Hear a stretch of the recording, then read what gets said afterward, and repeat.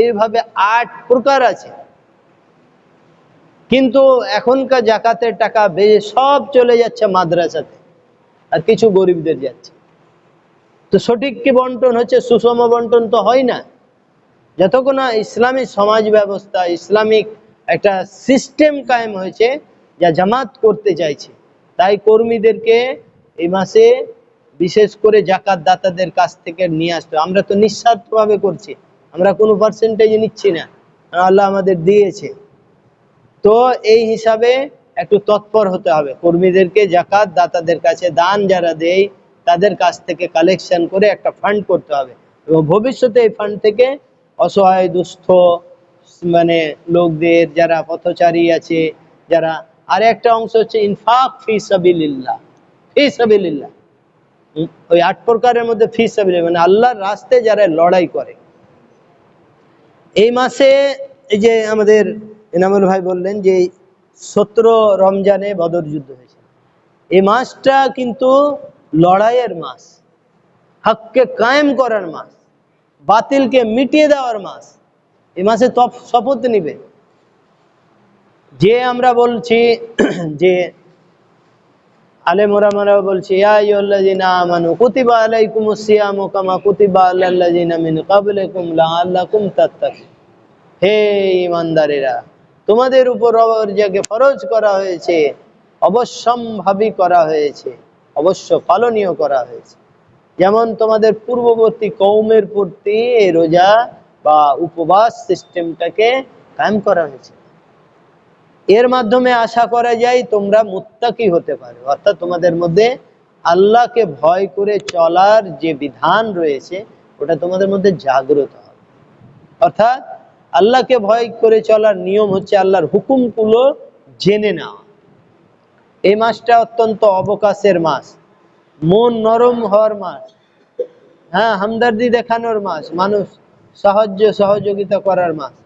তো এই মাসে বেশি বেশি করে আমরা সাহায্য সহযোগিতা করি। এই মাসে ইসলামিক জ্ঞানকে জেনে নিজে আত্মস্থ করার মাস। এই মাসে বেশি বেশি করে মানুষের মধ্যে একটা চেতনা সৃষ্টি করতে হবে যে এই রমজান মাসে যে কোরআনটা নাজিল হলো, রমজান মাসে যে কোরআনটা নাজিল হলো, এই মাসে আবার লড়াই হলো, বদরের যুদ্ধ হলো। তো অন্যান্য বড় বড় ঘটনাগুলো রমজান মাসে ঘটেছে। এই বিষয়গুলো এই জন্যই আলোচনা দরকার আছে যে কোরআন নাজিলের মাধ্যমে এই মাসের সম্মান বৃদ্ধি হয়েছে। রমজান মাস অন্যান্য মাসের মতোই একটা মাস। এরপরে যে আমরা যে মাস পাবো, শাবান মাস পেয়েছি, এরপরে মানে মাসগুলো পাবো, তো একটা এমনি ওই রকমই একটা মাস, সাধারণ মাসের মতো মাস হলো না কেন? যে আল্লাহ রাব্বুল আলামিন বলছেন শাহরু রমজান আল্লাযী উনজিলা ফীহিল কুরআন। আল্লাহ বলছেন যে এই রমজান মাস যাতে এই কোরআনকে নাজিল করা হয়েছে, কোরআনকে নাজিল করা হয়েছে, অবতীর্ণ করা হয়েছে। তাহলে হুদাল লিন্নাস, কাঁদতে কাঁদতে যাচ্ছে বাচ্চাটা, আমার বাবা টাকা দিল না, এই আবু জেহেল এইরকম কাঁদতে কাঁদতে রাস্তায় যাচ্ছে। হঠাৎ দেখা পেল হযরত মুহাম্মদ সাল্লাল্লাহু আলাইহি ওয়াসাল্লাম, নবী মুহাম্মদ সাল্লাল্লাহু আলাইহি ওয়াসাল্লাম। বলে কি হলো রে বাবা, কি হলো বলো তো? তো বলছে যে এই যে আবু জেহেল, আমার বাবা অনেক টাকা, একটা গুচ্ছিত সম্পদ রেখেছে, কিছু আমার বাবা রেখে গেছে, বাবা মারা গিয়েছে, আমি চাইতে গিয়েছিলাম, আমার গলা ধাক্কা মেরে দিল, গলা ধাক্কা মেরে তাকে আমাকে তাড়িয়ে দিল। হ্যাঁ, এরকম ব্যাপার আছে, চলো তোমার টাকা এখনই পাইয়ে দিচ্ছি। তোমার হকের টাকা দিবে না মানে? তখন রাস্তায় কাফের মুশরিকরা আড্ডাবাজি করছিল, ছেলেটা কাঁদতে কাঁদতে গেল, ওটাও দেখলো। এবার ছেলেটাকে নিয়ে যাচ্ছে মোহাম্মদ, ওদের তো জানে মোহাম্মদ নতুন ইসলাম ধর্ম প্রচার করছে, নতুন কথা বলছে ওদের কাছে। তা এখন যাবে আবু জেহেলের কাছে, গলা ধাক্কা খেয়ে আসবে, অপমানিত হবে। ওরা মজা দেখার জন্য ওরা আরো জমায়েত হলো, দেখো দেখো বসো না, মোহাম্মদ এখনই গলা ধাক্কা খেয়ে আসবে। প্রেক্ষাপট তাফসীরটা আপনারা পড়বেন তো খুব সুন্দর লাগবে। তো যাবে, আসবে, এই মজা দেখার জন্য ওরা আরো উৎসুক হয়ে আছে। এবার আবু জাহেলের কাছে মুহাম্মদ সাল্লাল্লাহু আলাইহি সাল্লাম গিয়ে বলছেন, এই আবু জাহেল, এই বাচ্চার বাপ, এই ছেলের বাবা টাকা রেখে গেছে, ধন সম্পত্তি রেখে গেছে গুচ্ছিত পটলটা, দাও এখনই একে। আবু জাহেল সুর সুর সুর সুর সুর করে ভিতরে গেল, নিয়ে এসে দিয়ে দিল, নিয়ে এসে চলে গেল, বাচ্চাটা নিয়ে সাথে নিয়ে চলে গেল। মধ্যখানে কাফিররা যে মজা দেখার জন্য কি মুহাম্মদ সাল্লাল্লাহু আলাইহি সাল্লামের গলা ধাক্কা দিবে, অপমান করবে, এতে আমাদের মজা লাগবে, এটা দেখার জন্য ওরা যে তাকিয়েছিল, ওই দৃশ্যটা তো দেখতে পেল না। ছেলেটার টাকা পেয়ে দিয়ে দিয়ে দিলাম, ওরা দৌড়তে দৌড়তে আবু জাহেলের কাছে গেল, কি ব্যাপার, আপনি মোহাম্মদকে অপমান করলেন না? বলছে না, মোহাম্মদের চেহারা দেখে আমাকে ভয় ভয় সন্ত্রস্ত আমি হয়ে গেলাম। অন্য তাফসীরে বলছে যে দুজন ফেরেশতা বিকট চেহারা নিয়ে মুহাম্মদ সাল্লাল্লাহু আলাইহি সাল্লামের পাশে দাঁড়িয়েছিল। বিভিন্ন ব্যাখ্যা এসছে যে মুহাম্মদ সাল্লাল্লাহু আলাইহি সাল্লামের হুকুম আমি অমান্য করতে পারিনি, ওই জন্য আমি দিয়ে দিয়েছি। তো অর্থাৎ এই রমজান মাসটাকে গরিবের হক পাইয়ে দেওয়ার জন্য জদ্দোজেহাদের একটা আপনাকে শপথ করার মাস। এই মাসে যদি ওই তাসবিহ তাহলিলে ব্যস্ত থাকি, ওই শপথ হক পাইয়ে দেওয়ার যদি আমরা কোনো চেতনা সৃষ্টি না করতে পারি, তাহলে এই রমজান মাসটা আধুরা থেকে গেল। আল্লাহর কাছে প্রশ্নের মানে সম্মুখীন ওকে হতে হবে কি তোমার কাছে পরিপূর্ণ কোরআন ছিল, যে আল্লাহ রাব্বুল আলামিন বলছে সূরা বাইয়িনাতে, যে ওখানে আল্লাহ রাব্বুল আলামিন বলছে ওয়াইজা, ওখানে বলছে যে খুলুসিয়তের সাথে এই দিনকে কায়েম করো, খুলুসিয়তের সাথে দিনকে কায়েম করো। সূরা বাইয়িনা আম্মাবারার একটা সূরা আছে, ওইখানে আপনারা পড়বে। তো এই দিনকে কায়েম করার মাধ্যমে এই যে নিয়ম নীতিগুলো আছে, যাকাতের একটা সামষ্টিক ব্যবস্থাপনা আমাদের কায়েম করতে হবে, এর জন্য সাধনা করতে হবে। রমজান মাসে পুরো যেহেতু নেকি বেশি আছে বন্টনে, যাকাত বন্টনে অনেক, ওই জন্য এই মাসে বেশি যাকাত দেওয়া হয়। যে কোনো মাসেই দিতে পারে, তো নেকির জন্য এই মাসেই দেয়। অতএব যাকাত দাতারা যখন যেদিন চেতনা হয়ে যাবে, যেদিন আমাদের মধ্যে থেকে কর্মচারী নিয়োগের একটা পজিশন তৈরি হয়ে যাবে, আমাদের ইসলামী মনোভাব মুত্তাকিয়ানা একটা পরিবেশ হয়ে যাবে, তখন বলবে যে এনামুল ভাই এখানকার নাজিম, এই এনামুল, লোককে পাঠাও আমার যাকাত নিয়ে দাও। এখন আমি রাস্তায় আসছি 3-4 দিন থেকে ফোন করছে, ও আমার ছাত্র হলো, স্যার আপনি টাকা নিয়ে যাবেন না? মানে আজকে আমি 4টার সময় বের হব, তোমাকে ফোন করব। বাড়ি থেকে বের হওয়ার মোড়ের সময় বাজার করে আমি ফোন করলাম, এই আমি আসছি, তুমি রাস্তায় দাঁড়িয়ে, ও টাকা নিয়ে এলো। তো এরকম সিচুয়েশন হবে যে যাকাত এক জায়গায় দেওয়ার জন্য লোক ডাকবে কি তোমরা এসো নিয়ে যাও।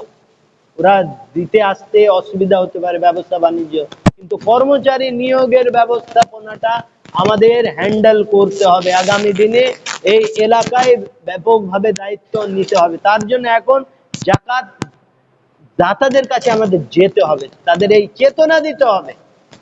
এই আলোচনাগুলো আমাদের হবে না, আলেম ওলামারা কোনো ব্যবস্থা, আপনার একটা ইউপিএসসি, একটা আইএএস আইপিএস অফিসার হওয়ার জন্য আপনার সেই রাজস্থানের কোটায় বিভিন্ন কোচিং সেন্টারে কেন ট্রেনিং হচ্ছে, কেন পরীক্ষার ব্যবস্থা হচ্ছে?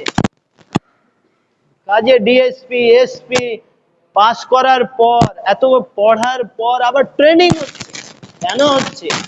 ইসলামিক সমাজ ব্যবস্থার জন্য ট্রেনিং এর দরকার নাই? ট্রেনিং এর ব্যবস্থা করতে হবে না? না, ওই রকম ট্রেনিং নাই বলে আলেম ওলামারা যে ফরমাতে তৈরি হয়েছে ওইরকম খুতবা দিচ্ছে, ওইরকম আমাদের জনচেতনা তৈরি হয়েছে। এর জন্য বাকায়দা সিস্টেমেটিক ওয়েতে আজকে মিশরে ইখওয়ানুল মুসলিমিনকে কেন, ইখওয়ানুল মুসলিমিন মুসলিম ব্রাদারহুডের নেতা কর্মীদের কেন জেল হচ্ছে, ফাঁসি হচ্ছে? বাংলাদেশ মুসলিম দেশ, জামাতে ইসলামের নেতা কর্মীদের ফাঁসি জেল কেন হচ্ছে? ভারতবর্ষে একমাত্র মুসলিম সংগঠন জামাতে ইসলামীকে দুবার ব্যান করেছে, যেহেতু এখনো আইন আছে বলে সুপ্রিম কোর্ট কোনো ভুল দেখতে পায়নি। জামাত নিজস্ব স্টাইলে ইসলামের কাজ করে যাচ্ছে। তো বিষয়গুলো হচ্ছে যে আপনি গলা ধাক্কা খাবেন না। আল্লাহ রসুল গলা ধাক্কা খেলো, অপমানিত হলো, বাবা চত্বরে ভুঁড়ি চাপিয়ে দিল, গলায় ফাঁস লাগালো, আর আমরা বেশি মুত্তাকি, বেশি মানে আল্লাহর রসুলের চেয়ে বেশি পরেজগারিতা দেখাচ্ছি না। কিছু আল্লাহর কাছে টিকবে না, আল্লাহর কাছে সব ফেলিওর হবে। যখন সঠিক চেতনা নিয়ে ইসলাম যখন আমল করবে না, আল্লাহর কাছে প্রশ্নের সম্মুখীন হবে। আমি আপনাদের স্পষ্ট ভাবে বলছি যে যে দায়িত্ব আল্লাহ রাব্বুল আলামিন বলছে যে আপনার সূরা বাকারার শেষ আয়াতে যে বলা হচ্ছে কারো দায়িত্বের সামর্থ্যের বাইরে দায়িত্ব চাপিয়ে দেন না। 286 নম্বর আয়াতটা শেষ আয়াত, প্রথমে বলা হচ্ছে যে যার সামর্থ্য শক্তি আছে, আজকে যুবক বয়সে টকবক করছে বাতিলকে উঠিয়ে দেওয়ার জন্য, বাতিলের সংঘর্ষ করার জন্য, আগে ওকে এমন ভাবে ওর মানে ধারগুলোকে নষ্ট করে, তলোয়ারের যদি ধারই না থাকে ওই তলোয়ার কোনো কাজে লাগবে? আজকে বাতিলকে মিটানোর শপথ যৌবন বয়সে, আজকে 60 বছরে একটা বয়স্ক লোক যত দৌড়াতে পারবে তার 1000 গুণ বেশি দৌড়াতে পারবে একটা 25 বছর, 30 বছর, 40 বছরের যুবক, ঠিক না? তারা দিক নির্দেশনা দিবে। তো এখনকার ওই যুবক সম্প্রদায়কে এমন ধারবিহীন একটা মানে করে দিয়ে অস্ত্র করে, যেটা বাতিলকে মিটানোর কাজে লাগছে না, সেলফ সেন্টার, সেলফ ইভ্যালুয়েশন হচ্ছে, আত্ম একটু মানে মূল্যায়ন হচ্ছে, কিছু মানে উন্নয়ন হচ্ছে, কিছু ইবাদত বন্দেগী হচ্ছে, বাতিল মিটছে না। সুদ মিটছে কি? সুদ মিটছে, মদ মিটছে। যারা উৎস সেগুলোকে বন্ধ করে, উৎসটা কারা? উৎসটা হচ্ছে এখানকার অ্যাডমিনিস্ট্রেশন। আমরা এটা কথা বলার কেন অবকাশ পাচ্ছি? হক কথা বলা, জালিমের সামনে হক কথা বলা। হাদিস বলছে যে সবচেয়ে বড় জিহাদ, আমরা জিহাদ করছি, এটা জিহাদের মাস। এই মাসে জিহাদের চেতনার মাস। উদউ ইলা সাবিলি বিল রাব্বিকা বিল হিকমাতি ওয়াল মাউইজাতিল হাসানা, এটা হচ্ছে দাওয়াত দেওয়ার মাস। তোমরা মানুষকে আল্লাহর পথে, আল্লাহর দিকে ডাকো, আহ্বান করো তোমার উত্তম ভাবে এবং হিকমতের সাথে। তো এই মাসটা হচ্ছে বাতিলকে মিটানো, শপথ নেওয়ার মাস। এই মাসটা দাওয়াতে দিনের মাস, ভালো কাজের প্রসার ঘটানোর মাস। তো এই মাসে যদি আমরা এই শপথই না নিতে পারলাম, আমরা যদি একটা এমন অস্ত্র তৈরি হলাম যেটা বাতিলকে মিটানোর কোনো কল্পনাই থাকে না, শুধু নিজস্ব তাসবিহ তাহলিল আত্ম উন্নয়নের নামে কিছু একটা ইবাদত বন্দিকে ব্যস্ত করে দিয়ে আগামী 11টা মাস আবার বাতিলের পথে নিজেকে জড়িয়ে দেওয়ার মাস তৈরি করে দেওয়া হলো। এই মাসে যত মানে উদ্যম থাকে, চেতনা থাকে, আগামী মাসে কি থাকবে? থাকবে কি? এই মাসে যত পথে আল্লাহমুখী হওয়ার একটা চেতনা জাগ্রত হয়, ওই মাসে তো হবে না। যেমনি রমজান মাসে ঈদ হলো, আস্তে আস্তে মানুষের লেভেলটা কমে যায়। তো এই মাসে যদি বেশি জাগ্রত না হয় চেতনা, তো কোন মাসে তৈরি হবে? তো আমাদের ভাই জামাতে ইসলামী এই জন্যই কায়েম হয়েছে। এই অন্যান্য মুসলিম সংগঠন আছে, অন্যান্য সবই আছে, এক এক লেভেলে এক এক রকম করছে। জামাতে ইসলামী এই জন্যই করছে যে ভারতবর্ষের কায়া পাল্টাতে হবে। আজকে মনে করেন আপনি আজকে রিপোর্ট, রেডিয়েন্স পত্রিকা তো এদিকে আসে না, ইংলিশ পত্রিকা দিল্লি থেকে আমার কাছে আসে, যে প্রত্যেক ঘন্টায় অসহায় মানে এই আপনার রাজস্থানে বলেন, মধ্যপ্রদেশে বলেন, আপনার গুজরাটে বলেন, আপনার এই হরিয়ানাতে বলেন, আসামে বলেন, মুসলমানদের বাড়ি ভাঙচুর করছে। বলছে 24 ঘন্টায় 150-র মতো, প্রায় 1.5 বছর থেকে প্রত্যেক 24 ঘন্টায় 150-র মতো বাড়ি ধ্বংস হচ্ছে। বলছে বেআইনি আছে, বা কোনো ছেলে মদ খেয়ে কাউকে হয়তো মেরে দিল, ওর নামে কেস হলো, ওর বাড়ি এসেই ওর পুরো বাড়িকে ধ্বংস করে দিল। বিচারে কি মামলা যাবে? আগে যোগী আপনার এই মানে বিভিন্ন আরএসএস মেজাজের যে মুসলিম বিদ্বেষী সরকার তৈরি হয়েছে, ওরা একেবারে পুরো বাড়িটাকে ধ্বংস করে দিল। বলা হচ্ছে উত্তরাখণ্ডে যে আপনার কয়লা খনিতে প্রায় 150-র মতো 100-150-র মতো কর্মীকে বাঁচালো যে লোকটা, হ্যাঁ, র্যাট মাস্টার বলা হচ্ছে। ইঁদুর কয়লা খনির মধ্য থেকে সুড়ঙ্গ করে করে ও নিজের টিম নিয়ে গিয়ে ফেসে গিয়েছিল কয়লা খনিতে, শ্রমিকরা ওদের জান উদ্ধার করলো। ওই লোকটার বাড়ি বলছে বেআইনি আছে, অথচ ও কারেন্ট বিল দেয়, ট্যাক্স দেয়, হ্যাঁ, বলছে মিউনিসিপ্যালিটির মধ্যে বেআইনিতে ওর বাড়ি ধ্বংস করে দেয়। কাফিল খান, হ্যাঁ হ্যাঁ, ডাক্তার কাফিল, ইউপিতে। ও কি অপরাধ ছিল? বাচ্চারা নিঃশ্বাস নিতে পারছে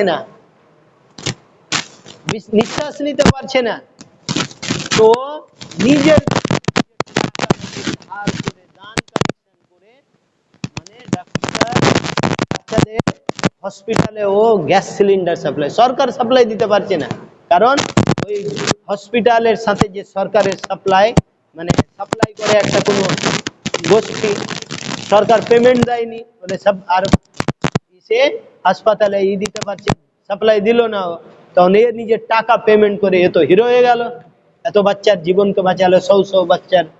তো এই যোগী আদিত্যনাথ আর সহ্য করতে পারলো, মিথ্যা মামলা দিয়ে ডাক্তারই বলছি, তো ডাক্তার দায়িত্বে ছিল না, ও কেন ডিউটি করলো, বা ও টাকা কোথায় পেলো? মিথ্যা মামলা দিয়ে ওকে বছরের পর বছর ওকে জেলে রাখে। এইরকম মানে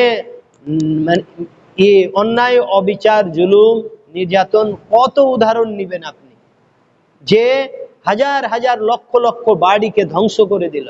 আজকে আপনার আসামে মুসলমানদের বলছে যে কি বিয়ে শাদিটা ওরা নিয়ম মানেনি, 18 বছর আর 21 বছর নিয়ম মুসলমানদের ছাড় আছে মুসলিম ম্যারেজ অ্যাক্টে। তো বলছে কি না, দেশের আইনে চলবে, মুসলিম ম্যারেজ অ্যাক্ট মানবে না, সংবিধানই মানলো না। আর হাজার হাজার ছেলেকে অ্যারেস্ট করে নিল, যুবক ছেলেকে অ্যারেস্ট করে নিল, ওদের বউ আছে, ওদের বাচ্চা আছে। এটা অন্যায়, জুলুম। পার্শ্বেরই আমার রাজ্য, এখানে যদি বিজেপি আসে তো ওই কাজটাই করবে, মুসলমানদের যে অধিকারগুলো আছে ও মানে ইমপ্লিমেন্ট করবে। তো এই বাধাটা দিবে কে? তো আমাদের আজকে জলসা জলুসে এই আলোচনাগুলো হবে না, যেখানে উৎস অন্যায়ের হচ্ছে এই জনগণকে চেতনা দেওয়া হচ্ছে না। ফলে জনগণ যখন আজকে মাদ্রাসা ভেঙে ফেলা হচ্ছে, উত্তরাখণ্ডে, আপনার বিহারে, আসামে মাদ্রাসাগুলো পুরো ব্যান করে দেওয়া হলো, স্কুল করে দেওয়া হলো, ইসলামী ক্ষেত্রগুলো বন্ধ করে দিল। যখন আপনার মাথাতে বাড়ি পড়বে তখন আপনি মাথা ঢাকবেন, না বাড়ি যেন না পড়তে পারে তার আগে ব্যবস্থা নেওয়া? জামাতে ইসলামী তার আগে প্রোটেকশন, রেজিস্ট্যান্স গ্রুপ তৈরি করতে চায়, যে অন্যায় হচ্ছে তার প্রতিরোধ করতে হবে। আমাদের এই গ্রুপ আমাদের যুব সম্প্রদায়ের মধ্যে তৈরি করতে হবে, যে রাজনীতির নামে যে অন্যায় ভাবে সাংবিধানিক অধিকারগুলো আমাদের হরণ করা হচ্ছে, সংবিধানের নামে শপথ নিয়ে ক্ষমতায় গিয়ে সংবিধানকে লাত মারা হচ্ছে। আজকে বলা হচ্ছে আবকি বার 400 পার। কেউ বুঝতে পেরেছেন কি? 2/3 যদি ও পেয়ে নাই, তাহলে ভারতবর্ষে মুসলমানদেরকে আরএসএস এর দীর্ঘদিনের 100 বছরের লালিত স্বপ্ন, 1925 সালে আরএসএস কায়েম হয়, ভালো করে শুনে রাখেন, 1925 সালে আর 1922 সালে কমিউনিস্ট পার্টি কায়েম হয়। কমিউনিস্ট পার্টি উধাও হয়ে গেল, একটা সিটও নাই এমএলএ। ও নিজস্ব ইন্টারনালি দুর্বলতায় ও নিজেই মানে অবলুপ্ত হলো। 1925 সালে এর কায়েমই হয়েছিল ভারতবর্ষে হিন্দু রাষ্ট্র হবে, এখানে খ্রিস্টান মুসলমানরা দ্বিতীয় মানে কোন শ্রেণীর নাগরিক হবে না, হলে দ্বিতীয় শ্রেণীর। আর ওদের বর্ণাশ্রম প্রথাটা হচ্ছে যে ব্রাহ্মণ ক্ষত্রিয় বৈশ্য শূদ্র 4 ক্যাটাগরি এরা নাগরিকত্ব থাকবে, 4 শ্রেণীতে বিভক্ত এরা ক্ষমতা পাবে ভারতবর্ষে। আর এরা দ্বিতীয় শ্রেণীর, এরা কোনো মানে খেয়ে পরে শুধু বেঁচে থাকবে, এরা কোনো সাংবিধানিক অধিকার, কোনো চিকিৎসা, সরকারি সুবিধা, কোনো ব্যবস্থাপনায় ওরা অংশগ্রহণ করতে পারবে না। এই 400 যদি সিট পেয়ে নেয় তাহলে ওই রকম ওরা সংবিধান করবে। তো এই বিষয়গুলো আমরা যদি জনচেতনা যখন মাথায় বাড়ি পড়বে তখন কার কোনো বাপরে মাগে বলার কোনো সুযোগ থাকবে না। এখনই আমাদের যে এই পশ্চিম বাংলায় মুসলমানরা মূলত তৃণমূল, কংগ্রেস, সিপিএম কেই ভোট দেয়, তাই না? নিজস্ব কোনো পার্টি নেই। তো এখন বিজেপিকে ঠেকাবার জন্য যে দল বেশি লড়াই করতে পারবে, একটা চেতনা সৃষ্টি হয়ে যাবে, ওই দলকে আপাতত হিকমতের আমাদের কোনো অসহায় অবস্থা, কোনো দলই আমাদের ভালো নয়, তৃণমূলও ভালো নয়, কংগ্রেসও ভালো নয়, সিপিএমও ভালো নয়, কিন্তু বিজেপি আমাদের গাছটাকে উখড়িয়ে ফেলে দিবে। কোনো অস্তিত্বই স্বীকার করে না, কমসে কম এরা তো অস্তিত্ব স্বীকার করে। এরা আমাদের ডালপালাগুলো ঝুড়ছে, এদের সাথে পরে লড়বো। আগে যারা আমাদের গাছের মূলোৎপাটন করতে চাইছে, আগে এর সাথে লড়তে হবে, ওদেরকে সাথে নিয়ে। আমাদের এই চেতনায় নিয়ে আসতে হবে যে আমাদের মসজিদ মাদ্রাসাগুলো যারা ধ্বংস করছে, উখড়িয়ে ফেলে দিচ্ছে, কত বড় আধিপত্য, যে বাবরি মসজিদটাকে মানে ছলে বলে কৌশলে আইনকে হাতিয়ার করে নিয়ে নিল, ওখানে মন্দির করে দিল। আমাদের এক ব্যথা লাগে না? বাবরি মসজিদ একটা মসজিদ ছিল না, আল্লাহর ঘর ছিল। এরকম হাজার হাজার ঘরকে ওরা টার্গেট করেছে। আজকে জ্ঞানব্যাপী মসজিদে মামলা চলছে, সুপ্রিম কোর্টেও সুযোগ দিয়ে দিয়েছে, জ্ঞানব্যাপী মসজিদের চত্বরে ওরা পূজা করছে। আপনার কাশী মথুরার মসজিদে ওরা টার্গেট করছে, বুঝছে কিনা? মানে লোকায়িত এগুলো কেন চর্চা হবে না? মসজিদে আল্লাহর দ্বীনের কথা, মুসলিমদের স্বার্থের কথা কেন আলোচনা হবে না? হয় না। বলা হচ্ছে, হাদিসের কথা বলছি, যে উসমান গনি রাদিয়াল্লাহু আনহুকে তার লজ্জাশীলতা দেখে ফেরেশতারাও লজ্জা করত। এত লজ্জাশীল ছিলেন উসমান গনি রাদিয়াল্লাহু আনহু, যে তিনি যখন কবরের পাশ দিয়ে যেতেন তো এত কাঁদতেন, তার দাড়ি মোবারক ভিজে যেত।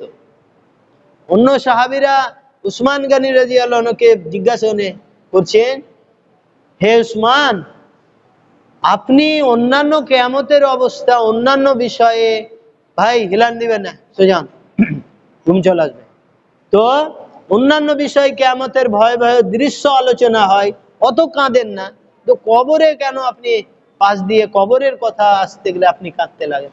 বলছে, কবর হচ্ছে প্রথম মঞ্জিল, এখানে যদি মানুষ পার হয়ে যায়, পরের মঞ্জিল গুলো, কিয়ামতের মঞ্জিল গুলো, তারপর সিরাতের যে পুল আছে পার হওয়া, ওই মঞ্জিল গুলো সহজ হয়ে যায়, পার হয়ে যায়।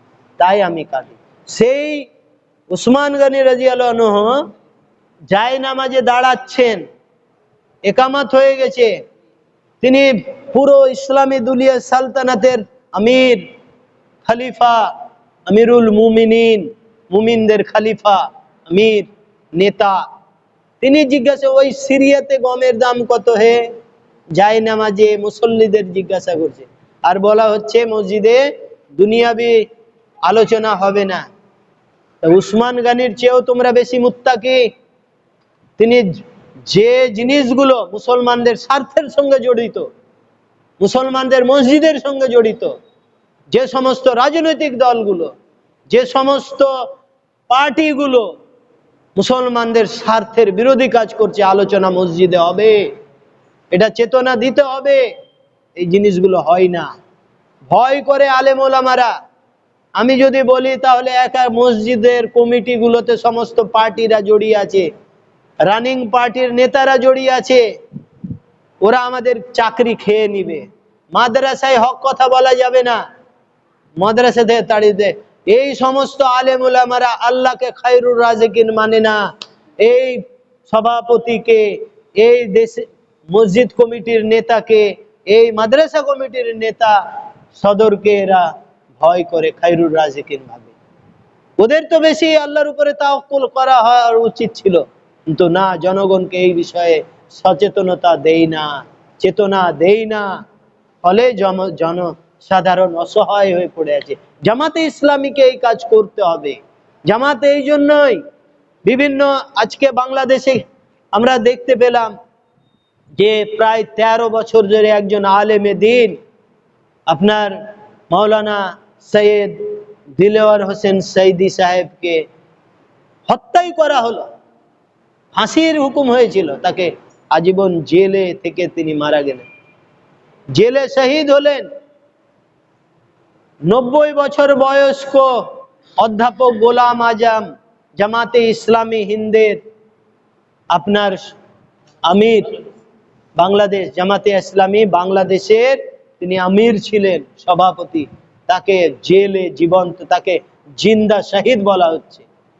90 বছর বয়সে জেলে যাচ্ছে, কি অপরাধ ছিল? এটাই অপরাধ। এই দেশ মুসলিমদের দেশ, এই দেশ মুসলমানের স্বার্থের দেশ, এই দেশে ইসলাম চলবে, মুসলমানরা ইসলাম পালন করতে চায়, এর সুযোগটা করে দিতে হবে। এই দেশের মানুষের জীবনকে সংরক্ষিত করতে হবে। কোরআন যে বলা হচ্ছে, যখন মুমিনদেরকে ক্ষমতা দেওয়া হয় তখন তারা কি করে? মুমিনদের যখন ক্ষমতা দেওয়া হয় তখন তারা কি করে? তারা নামাজ কায়েম করে। অর্থাৎ দেশের প্রধানমন্ত্রী যদি তুমি হাসিনা হও, তাহলে এই দেশের সমস্ত মুসলমানকে নামাজের পাবন্দির শিক্ষা দিতে হবে, পাবন্দি করতে হবে, হুকুম দিতে হবে। সূরা আলে ইমরান আল্লাহ বলছেন যে তাদেরকে ক্ষমতা দিলে তারা মুসলমানদের মধ্যে কায়েম করবে। আপনার এই ফিলিপিন্সের একটা আছে প্রদেশ আছে, ফিলিপিন্সের একটা প্রদেশ পুরো অন্য ধর্মের, কিন্তু ওই প্রদেশটা মুসলমান। ওখানে ওরা স্বায়ত্ত শাসন পেয়েছে, এ দেশ ইসলামে চলবে। ওখানে এই রোজার মাসে রোজা যারা রাখেনি, প্রকাশ্যে খেয়েছে, তাদের অ্যারেস্ট করে জেলে। হিন্দু বা খ্রিস্টান ইহুদিদের জন্য ছাড়েছে। তুমি বলবা মুসলমান, তোমার গাট্টা গোটা শরীর আছে, আর তুমি রোজা করবা না, প্রকাশ্যে খাবা। আমাদের যদি 16 মাইলে যদি জামাতে ইসলামের হাতে ক্ষমতা থাকতো, ওই রকম আমাদের কর্মী বাহিনী থাকতো, এই লোকটা খাচ্ছে দোকানে, লেই বেটাকে ধরে, রোজা করবে না মানে এরকম শাসন বলা হচ্ছে। তা'মুরুনা বিল মারুফি ওয়া তানহাউনা আনিল মুনকার। অন্যায়ের প্রতিরোধ করতে হবে, ন্যায়ের প্রচলন করতে হবে।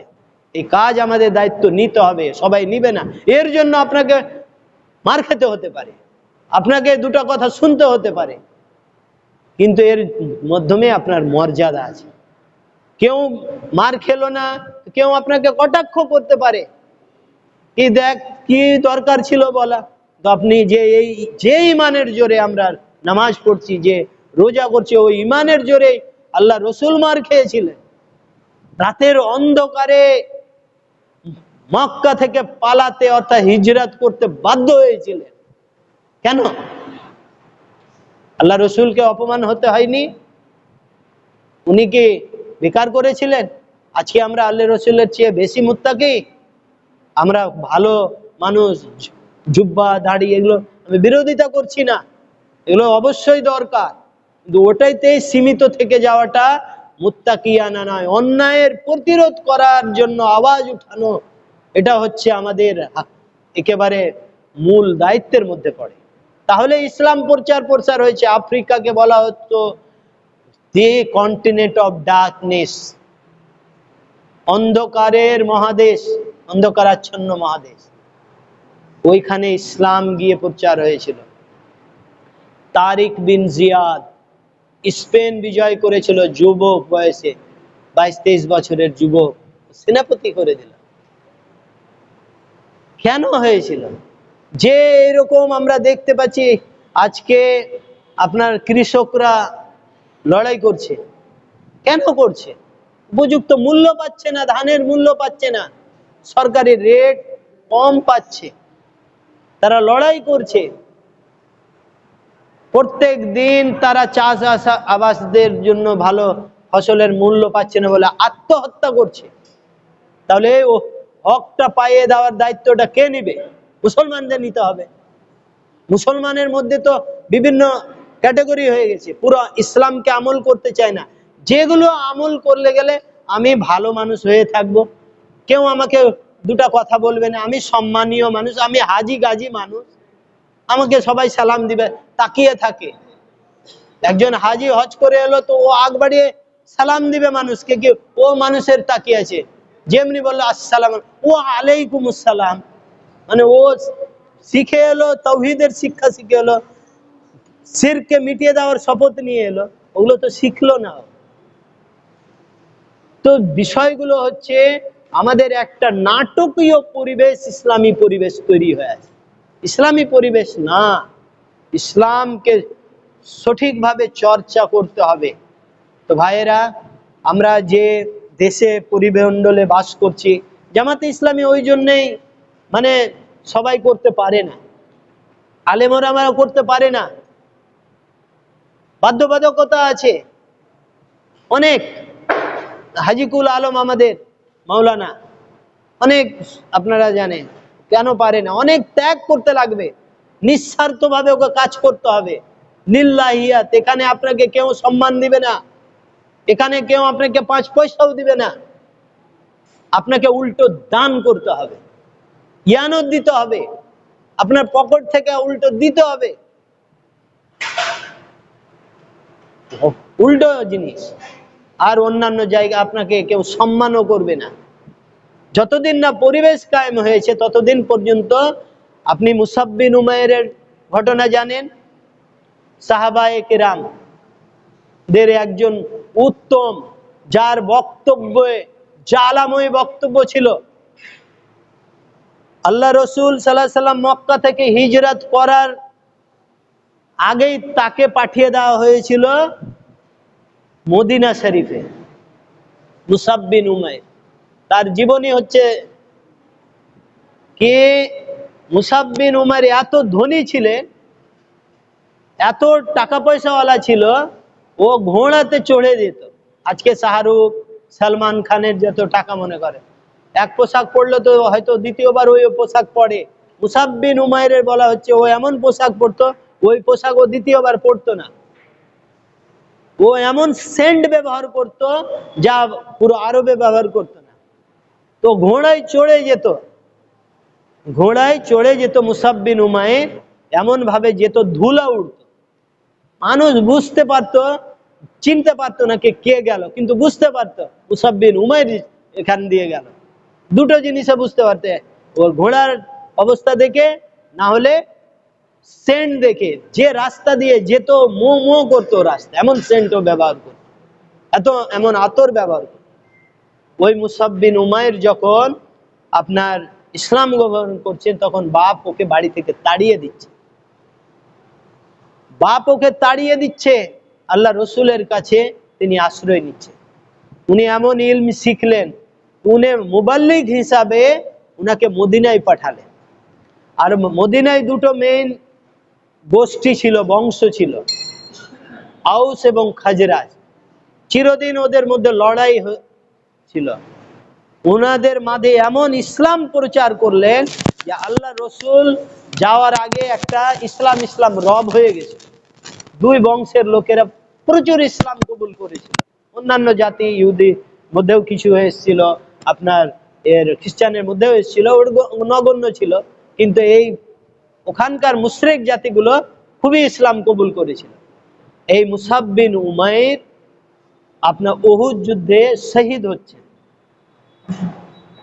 মুসাব বিন উমাইর রাদিয়াল্লাহু আনহু উহুদ যুদ্ধে আল্লাহ রসুলের প্রিয়তম সাহাবী একজন শহীদ হচ্ছে, তো তার জানাজার কাপড় নেই, জানাজার কাপড় নেই, তার চাদর দিয়ে ঢাকছে, মাথা ঢাকছে তো পা ঢাকে না, পা ঢাকছে তো মাথা ঢাকে না। কোন মান সম্মান পেল বলেন? মান সম্মান পেল? ইসলাম কায়েম হয়নি। ইসলাম কায়েম যতদিন না হয়েছে ইসলামী আন্দোলনের কর্মীরা সম্মান পাবে না। মুসাব বিন উমাইর এবং বদর যুদ্ধে, উহুদ যুদ্ধের সাহাবায়ে কেরামদের জীবনী থেকে নিতে হবে যে তারা সম্মান পাবেন না, কিন্তু আল্লাহর কাছে উত্তম সম্মান আছে। আল্লাহ রসুল সাল্লাল্লাহু আলাইহি সাল্লাম মুসাব বিন উমাইরের দেখলেন যে মাথাটা ঢাকো, পাটা বিভিন্ন খড়কুটো দিয়ে তার পা ঢেকে দেওয়া যাবে। তো এই জিনিসটা আমাদের একটা চেতনার একটা, এই এলাকায় যদি আমরা দায়িত্ব না নিই তাহলে যা এলাকাটা ওইভাবেই চলবে ভাই।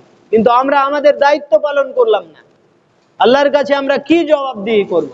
যে আল্লাহ, এই রমজান মাসে কোরআন পেয়েছিলাম, তেলাওয়াত করেছিলাম, মানে পড়েছিলাম, হুকুমগুলো জেনেছিলাম, অথচ বলিনি খোদা। কিন্তু বলা হয়েছে, হাদিসে স্পষ্ট আমরা শুনি জানি যে অন্যায় কাজ যদি দেখো তুমি, তাহলে তুমি হাত দিয়ে বাধা দাও। তুমি যদি ওটা না দিতে পারো, বিশৃঙ্খল সৃষ্টি হতে পারে, তোমার জীবনের হুমকি হতে পারে। কমসে কম বলো, ভারতবর্ষে স্বাধীনতার অধিকার আছে, মৌলিক অধিকারগুলোর মধ্যে একটা প্রতিবাদ বিধানের স্বতন্ত্র অধিকার আছে, আপনার বলার অধিকার আছে, অন্যায়ের প্রতিবাদ করার অধিকার আছে। জেলে যাচ্ছে, অনেকে জেলে যাচ্ছে। মোহাম্মদ জুবাইর যে আপনার অল্ট নিউজ, যে ফেক নিউজ চালাচ্ছে, মিথ্যা নিউজ চালাচ্ছে, ওটাকে ও দেখিয়ে দিচ্ছে এটা মিথ্যা খবর, ওকে জেলে যেতে হচ্ছে। যেতে হতে পারে, আপনি হক কথা বলবেন, আপনার বিভিন্ন মিডিয়াম আছে, সোশ্যাল মিডিয়া আছে, আপনি হক কথা প্রচার করবেন, আপনাকে হতে পারে জেল। এটার জন্য আপনার সম্মান কমেনি। আজকে কেজরিওয়াল, ও তো মুশরিক, ওকেও ছাড়লো না, জেলে যেতে হলো কেন?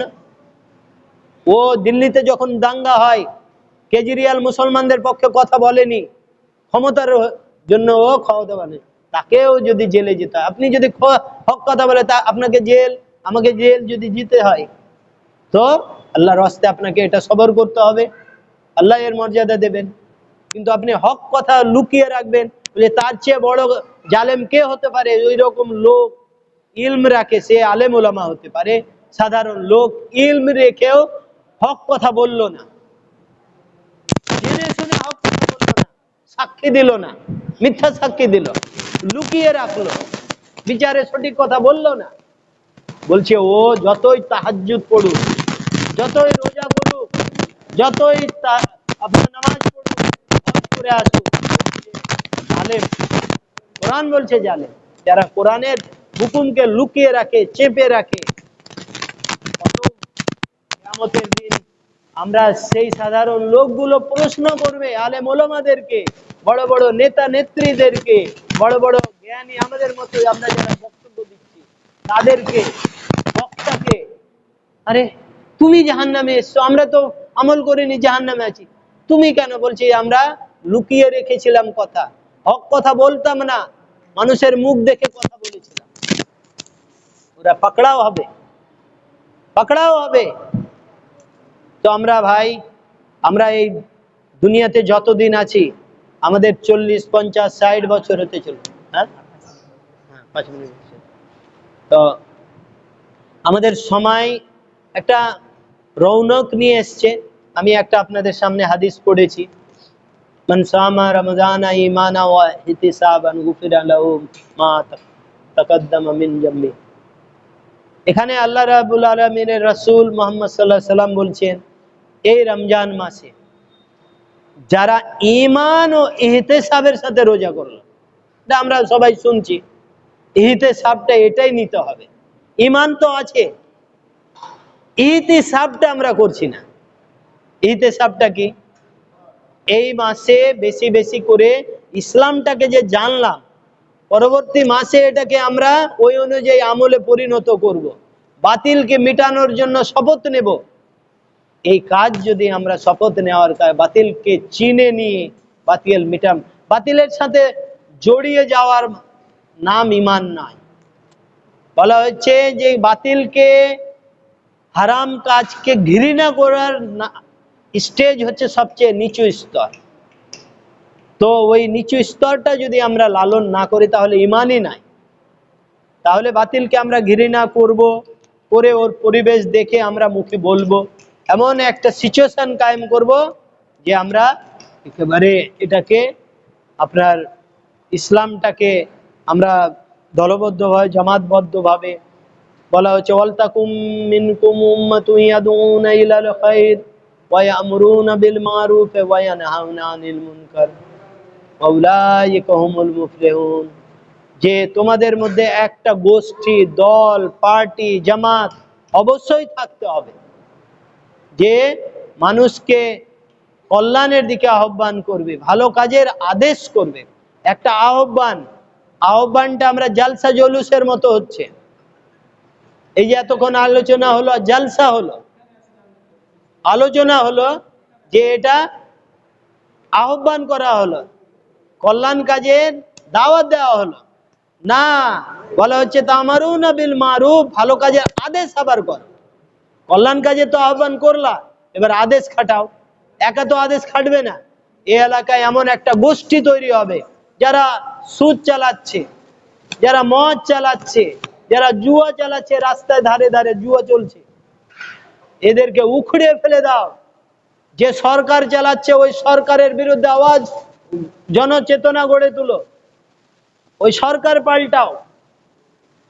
যারা সুদ চালাচ্ছে, ওই প্রশাসন চালাচ্ছে, ওই প্রশাসনের জায়গাতে চরিত্রবান আল্লাহওয়ালা মুত্তাকি লোককে নিয়ে এসে, তাহলে তো ইসলাম কায়েম হবে। কায়েম হচ্ছে না কেন? ইসলামে প্রসার কেন হচ্ছে না? এই জন্য হচ্ছে না, আমরা ডিফেন্সিভ খেলায় মেতে গেছি, অফেন্সিভে নামছি না। ফুটবল খেলাতে যারা ডিফেন্সিভ খেলা খেলে তারা বেশি গোল খায়। ফুটবল খেলাতে যারা ডিফেন্সিভ খেলা খেলে বেশি গোল খায়। অফেন্সিভ, ওর এলাকাতে গিয়ে গোল করতে হবে, ঢুকে পড়তে হবে, শক্তি দেখাতে হবে। কমসে কম গোল দিতে না পারলে গোল দিতে ওরা আসবে না, ওর এলাকায় যেতে ঢুকে যায়।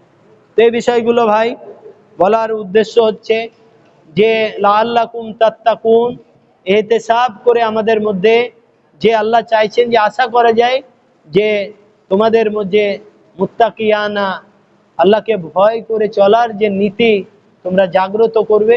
এই মাসে এটা জেগে যেন উঠে, আমি সহ আমরা সকলে যেন এই মাসে বেশি বেশি ইবাদত বন্দেগী করে যেন শপথ নিতে পারি, আর আল্লাহর দিনকে কায়েমের যেন আমরা সহযোগী হতে পারি। আল্লাহর দিন কখন কায়েম হবে আল্লাহ জানে, আমরা এই দিনের যেন সহযোগিতা করতে পারি। যেরকম ঈসা আলাইহিস সালাম বলেছিল, ইয়া আইয়ুহাল্লাযীনা আমানু কুনু আনসারাল্লাহ, হে ঈমানদারেরা, কে আছো যে আল্লাহর সাহায্যকারী হবে, আমরা যেন আল্লাহর সাহায্যকারী। হাওয়ারীগণ বলেছিল যে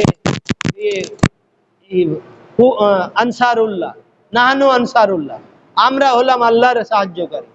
ওই হিসাবে যেন আমরা আল্লাহর সাহায্যকারী, যেভাবে ঈসা আলাইহিস সালামের অনুসারী হাওয়ারীরা বলেছিল আনসারুল্লাহ, আমরা যেন আল্লাহ রসুলের, সাহাবায়ে কেরামদের, আল্লাহর দ্বীনের যেন আমরা সাহায্যকারী হতে পারি। এই দোয়া আমরা এই মাসে করব। আর যে আর দুটো মনে করেন আমরা পাবো সাবে কাদার, আগামী কালকে 27-এ একটা সাবে কাদার পাবো আগামী কাল রাত্রে, আর 29 রাত্রে রমজানের আগের দিন যেটা রাত, সেই রাত্রে, এই দুটো রাত যেন আমরা বেশি বেশি জাগে শপথ নিতে পারি, ইসলামকে বুঝি, ইসলামের প্রচার প্রসার করার জন্য প্রতিষ্ঠা আল্লাহ করাবে। আমরা মাধ্যম হব, মিডিয়াম হব, যে ইসলাম প্রচার প্রসারের সহযোগী হব, আনসারুল্লাহ, আল্লাহর সাহায্যকারী হব। এই শপথ নিয়ে আল্লাহ যেন আমাকে, আমাদের সকলকে যেন এইরকম উত্তম গুণাবলী আমাদের সৃষ্টি করেন। এই যোগ্যতা, এই তৌফিক যেন আল্লাহ দান করেন। আমিন। ওয়া আখিরু দাওয়ানা আলহামদুলিল্লাহি রাব্বিল আলামিন। আসসালামু আলাইকুম ওয়া রাহমাতুল্লাহি ওয়া বারাকাতুহু।